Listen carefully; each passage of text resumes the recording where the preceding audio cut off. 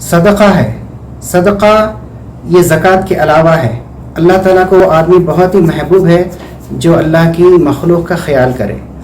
بنی اسرائیل میں لوگ اپنی آمدنی کا 1/3 33% حصہ خرچہ کر دیتے تھے.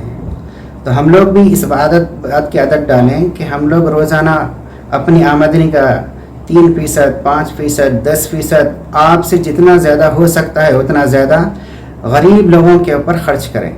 یہ نہیں کہ غریب لوگ آپ کے پاس آئیں، بلکہ آپ کو تحقیق کر کے غریب لوگوں تک پہنچنا ہے اور اللہ کے واسطے اخلاص کے ساتھ ان کے اوپر خرچ کرنا ہے.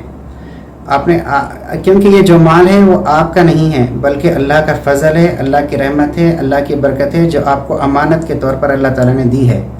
یہ دیکھنے کے لیے کہ آپ صرف اپنے اوپر ہی خرچ کرتے ہیں، اپنی خاندان پہ ہی خرچ کرتے ہیں، یا اللہ کی اور بھی مخلوقات کے اوپر خرچ کرتے ہیں.